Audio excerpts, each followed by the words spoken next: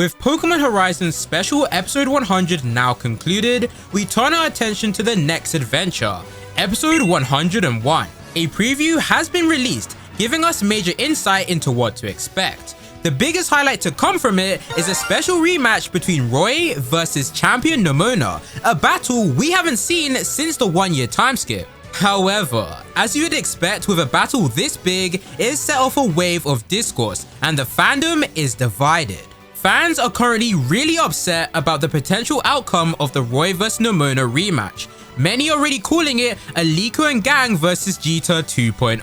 Oh boy, if you weren't around for that, let me just say I haven't seen the fandom this angry in a long time. Things have spiraled out so much that even some fans are claiming that Liko has been nerfed just to highlight Roy's growth in this match. On top of that, the community has somehow managed to piece together what Nemona's full anime team looks like. Therefore, with the fandom seriously split on who's taking the win, it's time for my final prediction on who I think will come out on top in this chaotic rematch. We've got a ton to break down and discuss today, so let's get into it. Episode 101 airing on July 27th is titled Fight Terastal vs Mega Evolution. The preview begins with Roy piloting the Brave Asagi ship, joined by Crocodile, Lucario, Cap, and Murdoch.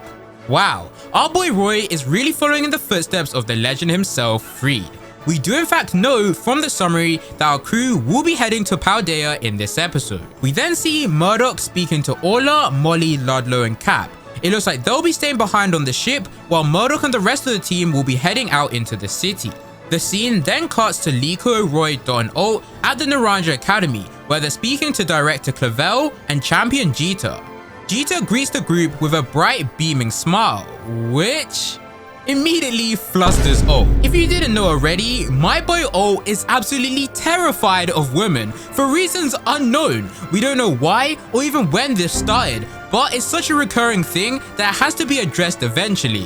No one, and I mean no one, reacts the way Alt does unless there's some sort of backstory behind it. From the summary, we also know that our heroes will be reporting the dangers of the new Strong Fears, a mysterious mechanic developed by the Exceed Corporation. Since Jita oversees the Paldea Pokemon League, it looks like she'll be launching an official investigation into them. Hopefully, this will prevent the Strong Fears from being released into the public. And honestly, big W for our heroes. It's not every day a show aimed at kids actually has the cast using common sense. Biology teacher Jack is also set to return in this episode, joining the team to discuss why Lacuum reacts to Pokemon the way it does, and possibly uncovering its deeper connection to the mystery at hand. We then cut to the rooftop of the academy, where Hariyama is holding up Alt and Sableye as they both struggle to escape. This Hariyama is revealed to be owned by none other than the GOAT herself, Dendra. And of course, classic Alt probably tried to run away from her too. Some things never change. Next, we see Dot speaking with Penny, who also makes a return in this episode. Penny seems intrigued by Dot's new appearance and confidence. After all, she remembers Dot as a very timid and closed-off person. It's safe to say Penny is probably really proud of how much her friend has grown and come out of her shell. Fans have been also asking the big question, will Arvin appear in this episode? Many are hoping to see him, and I do believe he'll at least make a brief appearance. Most likely watching the Roy vs Nemona match, just like when he watched Liko vs Roy pre-time skip. He hasn't spoken yet in Horizons, but maybe this will be the moment. It'll be great to hear him say something like, "That was a great match. We can only hope." And now, we've come to the main event, the bread and butter of the preview, Roy vs Nemona. We see Nemona looking cool as ever, commanding one of her Pokemon to attack. And it's revealed that she'll be using a Rabombi, a brand new reveal for her anime team. And yes, she does use a Rabombi in the games too, but this reveal has a way bigger impact than you would think, which I'll get to later. Most importantly though, this confirms that the match will be a 2v2 battle, not just a 1v1 like many fans were speculating between Terastallized Porma and Mega Lucario. I'm honestly really glad it's a full 2v2. It feels like a proper, meaningful battle worthy of these two rivals. Now let's talk about the topic of the Rabombi reveal. Fans have actually managed to piece together what Nemona's full anime team might look like. It appears to be based on her Blueberry Academy team from the Scarlet and Violet DLC, which comes after the main game. That team consists of Lycanroc, Rabombi, Decidueye, Komoro, Cormot, and Quavel. I butchered that so badly, but anyways. Now, while the anime usually avoids making any specific team canon, the inclusion of Rabombi is a huge hint. In the games, Nemona only has Rabombi if the player chooses Sprigatito as their starter. And guess what?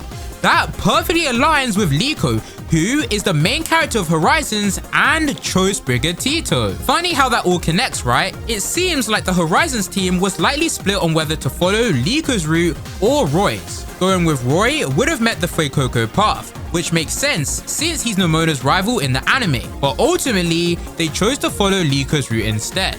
Even more exciting is what this means for the timeline. The fact that Nemona is using her Blueberry Academy team strongly suggests that the events of Scarlet and Violet, including the Indigo Disc DLC, have already happened in the Horizons anime timeline. This theory is further supported by episode 71, where the gang meets Briar in Kitakami, and she mentions having seen Terrapagos before. Canonically, Briar only sees Terrapagos at the end of the Indigo Disc DLC, meaning that storyline must have already played out in the anime's universe. It's honestly wild how much lore and timeline info we can gather just from the reveal of one Pokemon. But it's also incredibly exciting. If Horizons eventually takes us to Blueberry Academy, we could potentially see characters like Kieran appear, and if so, their full story arcs would already be in place. Imagine the fun little matches we could get in a tournament arc, such as Liko vs Kieran or Roy vs Kieran. The possibilities are so high. Anyway, back to the preview. Nemona's Rabombi is shown using Pollen Puff, just as Crocodile charges in with a Flame Charge, but suddenly comes to a halt and ends up eating the attack. In classic anime logic, this could hilariously end up healing Crocodile instead of hurting him. Definitely something to watch out for when the episode airs. Next, geez, we see the stars of the battle. Terrestrialized Fire type Cormot and Aura boosted Mega Lucario, going at it like it's straight out of Dragon Ball Z. They're throwing hands and neither one is budging. The move of choice here is clearly close combat, a perfect match for the intensity. Roy is then seen commanding his Mega Lucario with absolute confidence, especially in front of a champion like Nemona. It's so great to see this kind of growth from our boy.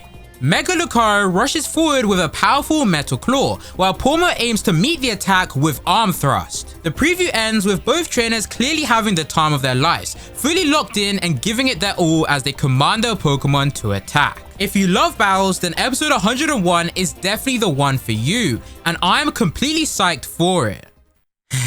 However, this brings us to the major issue at the center of today's discussion. Fans are currently enraged over the matchup's potential outcome. On one hand, many fans are rooting for Roy to win, which makes total sense considering he lost their first battle. But on the other hand, there's a strong group of fans who believe that Roy should lose again, and here's why. I really want Roy to get some wins, but I really hope he loses to Nemona. Where's the struggle if he wins all battles? Also, I want Roy to succeed, but I really hope he loses to Nemona. If he keeps winning without struggle, it hurts the story, especially since Lucario hasn't had any real development. It risks making him feel overpowered and takes away from the growth we've seen with Crocodile and Killer Rattle, of course to a lesser extent. Nemona deserves a solid win here, and a loss could spark for a mini arc for Lucario, leading to a bigger rematch down the line with Scarlet being involved. But the main issue is this. If Roy ends up winning, and I'm pretty sure he will, it really makes it feel like the writers are intentionally keeping Liko weak. She just managed to win against Paldea's weakest gym leader, and now Roy might beat Nemona, someone stronger than even Champion Jita? It's frustrating to see Liko nerfed like this. The writing choices are honestly disappointing. Why even call Nemona a champion if Roy's just gonna beat her after 1 year of training? I don't care how much he's improved, there's no way he should be taking down someone who's stronger than Jita. It makes no sense. It's such a slap in the face to Nemona's character. She's a champion, not some warm-up boss. If Roy wins, I'll be livid. The writers really nerfed her just to prop him up? To briefly summarize, a large part of the community is upset over the idea that Roy, a rookie who's only been training for about a year, could realistically defeat champion Nemona, someone who's been training for far longer. From a power scaling perspective, many argue it just doesn't make sense. No matter how much Roy has grown, a champion is still a champion, and there's levels needed to reach that kind of strength. And in my opinion, that's a fair point. However, I disagree with the claim that Liko has been nerfed just because she only just defeated Paldea's weakest gym leader, Katie. That argument doesn't hold up when you understand the context. Canonically, the Paldea gym leaders are all roughly equal in strength. You can challenge them in any order you like, advertised in the Scarlet Violet games. Katie's team only appears weak because she's forced to hold back, as her gym is typically the first stop for many new trainers coming from Mezagoza. Even in the anime, gym leaders hold back when needed. We saw this during the terrestrial course, where Katie, Brassius, Iono, and Larry were clearly not going all out in their battles with our heroes. The whole point was it was an exam not to win, but to be approved of their bond with their Pokemon by the assessor. On top of that, Jita conducts annual inspections of all Paldea gyms to ensure the gym leaders still meet the region standards. If Katie truly was the weakest and unworthy, she simply wouldn't still be a gym leader. But back to Roy. Even if he was to win here, fans would feel it wouldn't land emotionally because of the lack of backstory and development around him, especially when it comes to how he met his Lucario and obtained Mega Evolution. Without that deeper narrative build-up, the victory would feel unearned and hollow rather than a true, meaningful milestone. And you know what? In my opinion, these arguments are completely justified. A champion is still a champion. In Ash's series, there were several times Ash battled champions but never actually won. This was intentional by the writers to keep champions as the ultimate goal for the protagonist, someone they can look up to and strive to surpass. In Horizons, Nemona fills that role. If Roy wins here, then there's kind of no one left for him to challenge at that same level, since Nemona is already a champion. I think that's where a lot of the fans' struggle comes from. They're torn between wanting Roy to win and feeling it might be better for him to lose, to preserve that sense of progression and respect. I really hope we get some sort of backstory on Roy and Lucario in this episode, or at least a glimpse of how they met and what Roy has been doing during the 1-year time skip.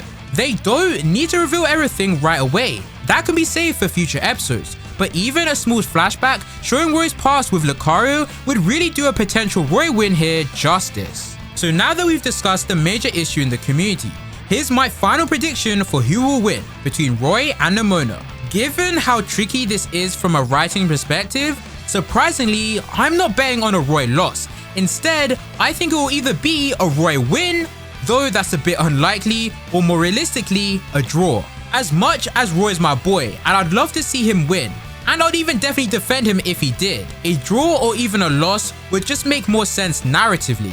It would set the stage for a future, more meaningful final battle between the two rivals, with deeper backstory and development. Plus, the community has speculated that Crocodile might finally evolve into Scarlet, which would add another exciting layer to the story. Honestly though, I am tempted to put all my eggs in one basket and say Roy will win, but I think a tie or a loss is actually what will happen in episode 101. Still, if Roy does win, I'm fully here for it, and listen, I was an original supporter all along.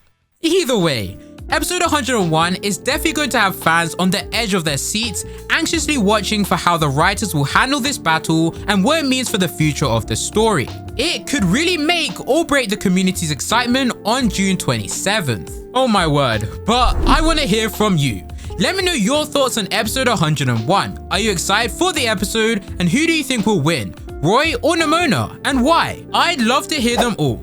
Thanks for watching, and if you enjoyed, be sure to like and subscribe for more Horizons videos like this one. I'll see you in the next one. Take care.